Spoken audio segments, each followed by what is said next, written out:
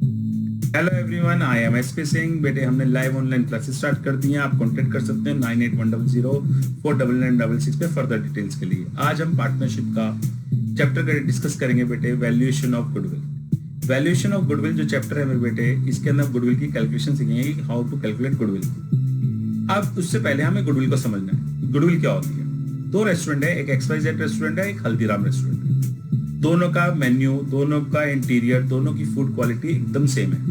एक पर्सन है, उसने कौन से रेस्टोरेंट में जाएगा, आप मेरे को कमेंट बॉक्स पे लिखो। मैं आपका वेट कर रहा हूं, आप जल्दी से कमेंट बॉक्स में लिखो वो XYZ पे जाएगा या हल्दीराम पे जाएगा।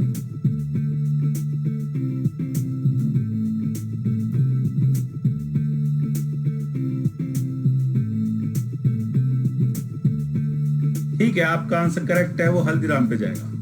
हल्दीराम की रेपुटेशन ऑफ बिजनेस है, उस बिजनेस का नाम है, वो इसलिए हल्दीराम पे जाएगा।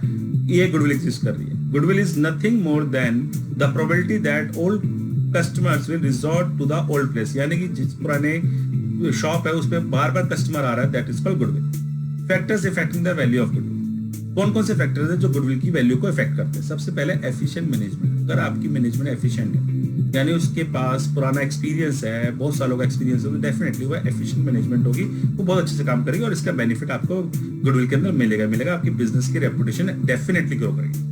सेकंड मेरे बेटे पॉइंट है फेवरेबल लोकेशन। अगर लोकेशन अच्छी है, आपका बिजनेस अप्रोचेबल है, लोकेशन जो आपका आउटलेट है वो अप्रोचेबल है, डेफिनेटली उसका भी बेनिफिट आपके बिजनेस को मिलेगा और उससे गुडविल आपकी बिजनेस की बहुत स्ट्रांग होगी। कॉन्ट्रैक्ट्स फेवरेबल कॉन्ट्रैक्ट्स क्या होते हैं मेरे बेटे?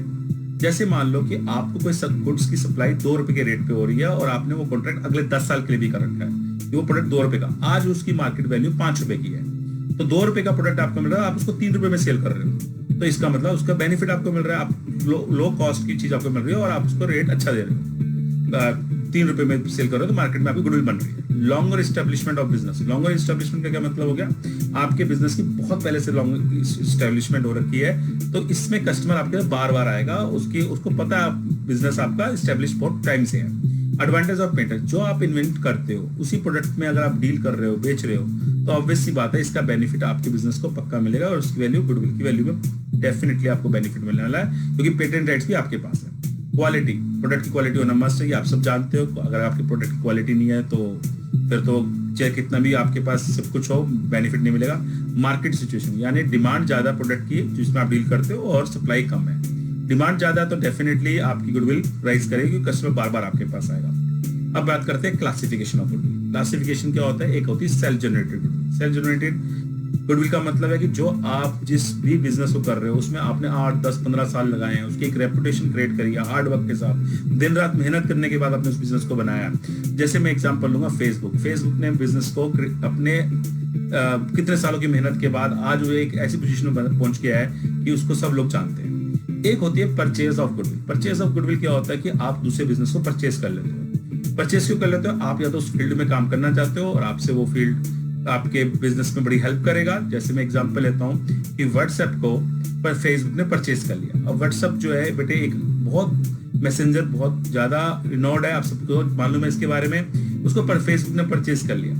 अब फेसबुक ने जब परचेज किया तो उसने व्हाट्सएप का नाम नहीं बदला, यानी उसकी रेपुटेशन को उसने वहीं रहने दिया। इसका मतलब उसने उसके नेम को भी परचेज कर लिया, व्हाट्सएप को, तो that is called purchase of goodwill. जो बेटे हम परचेज करते हैं गुडविल, वो हमारे लिए एसेट्स होता है और उसको हम बुक्स में दिखाते हैं, बैलेंस शीट के अंदर शो करते हैं। इसको बोलते हैं परचेज ऑफ गुडविल। लेकिन जो सेल्फ जनरेटेड गुडविल है, जो हमने खुद क्रिएट मेहनत करके बनाई है गुडविल, उसको हम बुक्स में शो नहीं करते, क्योंकि according to accounting standard 26 prescribe that self generated goodwill is not as an assets. वो एसेट्स नहीं है, उसको हम बुक्स में शो नहीं करेंगे, लेकिन जो परचेज करेंगे गुडविल उसको हम बुक्स में शो करेंगे। बेटे नेक्स्ट है methods of valuation of goodwill. Valuation of goodwill के मेथड्स बोलूंगा। सबसे पहला मेथड है average profit method. Average profit के अंदर क्या होता है कि हमें एवरेज प्रॉफिट निकालना, तो ये याद रखना कि बिजनेस का प्रॉफिट होना, जो आप काम कर रहे हो उसी का प्रॉफिट होना चाहिए। जिस बिजनेस को आप कर रहे हो उसके अंदर वो अदर इनकम्स इंक्लूडेड नहीं होनी चाहिए। जैसे मान लो 4 साल का प्रॉफिट गिवन है, आपने वो 4 साल का प्रॉफिट प्लस कर दिया, 10,000, 12,000, 18,000, 10,000, उन सबको आपने 4 साल के प्रॉफिट को जो प्लस कर दिया, उसको आप 4 साल से डिवाइड कर दोगे, 4 से डिवाइड कर दोगे। नंबर ऑफ ईयर्स का मतलब 4 से, दैट आपके पास एवरेज प्रॉफिट आ जाएगा। जब आपका एवरेज प्रॉफिट आ जाएगा तो उसके बाद आपने गुडविल निकालना है। गुडविल के लिए आप क्या करोगे? एवरेज प्रॉफिट के साथ मल्टीपल कर दोगे परचेज ऑफ ईयर्स को, कितने नंबर ऑफ ईयर के परचेज आपको क्वेश्चन में गिवन है उसके साथ आप मल्टीपल कर दोगे एवरेज प्रॉफिट को, आपके पास गुडविल आ जाएगा। ये पहला मेथड है एवरेज प्रॉफिट मेथड, और ये सबसे सिंपल मेथड होता है। तो ये ध्यान रखना है बस आपने कि ये बिजनेस का प्रॉफिट हो, जो बिजनेस आप कर रहे हो उसी का प्रॉफिट होना चाहिए। नेक्स्ट है वेटेड एवरेज प्रॉफिट, आपको प्रॉफिट भी गिवन होता है और उसके वेट्स भी सामने गिवन होते हैं। आप प्रॉफिट के साथ पहले वेट्स का मल्टीपल करते हो, जो वैल्यू आती है उन सबको 4 साल 5 साल का जो भी वैल्यू होता है उनको क्लब कर देते हो, वो बन जाता है टोटल ऑफ वेटेड प्रॉफिट। उसको आप डिवाइड कर दोगे, जितने भी वेट्स हैं 1 2 3 4 5, मान लो 1 2 3 4 5 साल है, 1 2 3 4 5 है, तो 1 + 2 + 3 + 4 + 5 तो प्लस कर देंगे, टोटल ऑफ वेट्स आ जाएगा। तो टोटल ऑफ वेटेड प्रॉफिट को हम टोटल ऑफ वेट से डिवाइड कर देंगे, तो वो आ जाएगा वेटेड एवरेज प्रॉफिट। उसके अंदर हम परचेज ईयर को मल्टीपल कर देंगे तो हमारे पास गुडविल आ जाएगा। और बेटे इसके अभी हम क्वेश्चन भी प्रैक्टिस करेंगे, आपको इजीली समझ में भी आ जाएगा। तो वेटेड एवरेज प्रॉफिट मेथड में गुडविल निकालने के लिए हम नंबर ऑफ परचेज को मल्टीपल कर देते हैं। सुपर प्रॉफिट क्या होता है, एक बात ध्यान रखना, जिसकी भी गुडविल होगी उसके पास सुपर प्रॉफिट डेफिनेटली होगा। अगर उसका बिजनेस में सुपर प्रॉफिट नहीं है तो वो वहां पे गुडविल एग्जिस्ट नहीं करती। अगर वो नॉर्मल अर्निंग कर रहा है तो गुडविल नहीं है। सबसे पहले हमें कैपिटल एम्प्लॉयड निकालना है। कैपिटल एम्प्लॉयड क्या होता है? कैपिटल बहुत सिंपल लैंग्वेज में आपने लास्ट ईयर 11th में पढ़ा था कि assets minus liability equals to capital. Assets minus liability equals to capital. अभी जो आपके सामने स्क्रीन पे आ रहा है formula, capital plus reserve. Reserves क्या होते हैं? रिजर्व्स होते हैं general reserve, profit and loss, ये सब प्रोप्राइटर का सारा मनी है, प्रॉफिट भी प्रोप्राइटर का है, तो ये सब कैपिटल के अंदर ऐड करते हैं। फिक्स्ड शेयर्स को माइनस कर देते हैं, नॉन ट्रेड इन्वेस्टमेंट को माइनस कर देते हैं। अगर गुडविल बुक्स में अवेलेबल है तो उसको भी माइनस कर देंगे। सेकंड फॉर्मूला जो मैं आपसे ऑलरेडी डिस्कस कर चुका हूँ, all assets, goodwill, fictitious assets और नॉन ट्रेड इन्वेस्टमेंट को छोड़ के बाकी जो एसेट्स हैं उसमें से आपने आउटसाइड की लायबिलिटीज को माइनस कर दिया। ये इन्वेस्टमेंट जो है बेटे वो आपने बार कर रखी है एक्स्ट्रा अर्निंग के लिए। नॉर्मल प्रॉफिट क्या हुआ? Capital employed into rate of interest दिया होगा, यानी कि आपने जितना पैसा बिजनेस में लगाया है, कैपिटल एम्प्लॉयड निकाल लिया, उसको नेट एसेट्स भी बोलते हैं। कैपिटल एम्प्लॉयड इनटू 10/100 या 20/100, वो आपके पास आ गया नॉर्मल प्रॉफिट। सुपर प्रॉफिट क्या होगा? जो आपने एक्चुअल में कमाया है और जो बाकी इंडस्ट्री कमा रही है, यानी सुपर प्रॉफिट क्या होगा? जो आपने कमाया है अगर वो ज्यादा है जो बाकी इंडस्ट्री कमा रही है, ठीक है ना, उसको हम क्या बोलेंगे? Super profit. जैसे मैं एग्जांपल लूंगा कि आपने कमाया 20,000 रुपए, बाकी इंडस्ट्री कमाती 10,000 रुपए, तो जो 20,000 माइनस 10,000 आएगा that is called super profit. तो सुपर प्रॉफिट में नंबर ऑफ परचेज ईयर का मल्टीपल कर देंगे, जो क्वेश्चन में ऑलरेडी गिवन होगा, उससे हमारे पास गुडविल आ जाएगा। इसी क्वेश्चन भी प्रैक्टिस कर रहे हैं हम। उसके नेक्स्ट है कैपिटलाइजेशन मेथड। कैपिटलाइजेशन मेथड में क्या करना है? इसको दो वे से करते हैं, capitalisation of average profit, capitalisation of super profit. सबसे पहले हम डिस्कस करेंगे capitalisation of average profit. Capitalisation of, ये बेटे याद रखना, हमने सारे फॉर्मूले जो हैं जिनको आज भी डिस्कस कर रहे हैं उसके हम अभी क्वेश्चन भी प्रैक्टिस करेंगे, इसी वीडियो में आगे चल के प्रैक्टिस करेंगे। Capitalisation of value of the business में सबसे पहले आपने क्या काम करना है? एवरेज प्रॉफिट जैसे आप निकालते वैसे निकाल लोगे, उसको 100 बाय रिटर्न, क्वेश्चन में गिवन होगा 10% 20%, उससे आपके पास कैपिटल आ जाएगी बिजनेस की। जो आपके बिजनेस को कैपिटल की रिक्वायरमेंट है वो निकल के आ जाए। जो आपने प्रॉफिट कमाया उसको 100 बाय जो परसेंटेज दी होगी उससे आप डिवाइड कर दोगे, आपके पास जो आपको कैपिटल चाहिए वो निकल आएगी। नेट एसेट्स मैंने आपको ऑलरेडी बता दिया है, एसेट्स माइनस लायबिलिटी। एसेट्स में से हम लायबिलिटी को माइनस कर दे तो हमारे पास नेट एसेट्स आ जाएगा। जो नेट एसेट्स आ जाएगा वो आपकी एक्चुअल में कैपिटल है, जो बिजनेस में आपने पैसा लगाया वो कैपिटल नेट एसेट्स है। लेकिन आपकी कैपिटल कितनी होनी चाहिए? जो आपने प्रॉफिट कमाया उसके अकॉर्डिंग होनी चाहिए, 100 बाय नॉर्मल रेट करेंगे तो वो होनी चाहिए। अब हम कैपिटल जो हमें रिक्वायर्ड है बिजनेस की, उसमें से जो एक्चुअल में कैपिटल है वो डिडक्ट कर देंगे, जिसे हम नेट एसेट्स बोल रहे हैं, तो हमारे पास गुडविल आ जाएगी। यानी जो बिजनेस को कैपिटल चाहिए उसमें से हमने जो हमारे पास कैपिटल है वो डिडक्ट कर देंगे तो हमारे पास क्या निकल के आ जाएगा? गुडविल निकल के आ जाएगा। ये एवरेज प्रॉफिट से हमारा था। अब सुपर प्रॉफिट से, सुपर प्रॉफिट में क्या होगा? सबसे पहले सुपर प्रॉफिट निकालेंगे। सुपर प्रॉफिट होता है actual average profit minus normal profit, जो बाकी इंडस्ट्री अर्न कर रही है नॉर्मली और जो आप अर्न कर रहे हो। आपका अगर प्रॉफिट ज्यादा और नॉर्मल इंडस्ट्री से, तो जो डिफरेंस है that is called super profit. Goodwill क्या हो जाएगा इसमें? सुपर प्रॉफिट इनटू 100 बाय जो रिटर्न आपको क्वेश्चन में दिया होगा, तो 100 डिवाइड बाय नॉर्मल रिटर्न को आप डिवाइड कर दोगे तो आपके पास क्या आ जाएगा बेटे? गुडविल। अभी हमने सारे मेथड को अंडरस्टैंड किया है, अब इनके हम क्वेश्चंस भी प्रैक्टिस करेंगे। हमें बेटे सर पहला क्वेश्चन आपके स्क्रीन पे है। हमारे को क्वेश्चन में गिवन है 3 ईयर परचेज है और आपको प्रॉफिट दे रखा है 16 का प्रॉफिट। आपको 4 साल का एवरेज निकालना है प्रॉफिट का, तो 16 का जो प्रॉफिट गिवन है आपको वो बेटे 12,000 गिवन है। 17 का प्रॉफिट बेटे 18,000 गिवन है।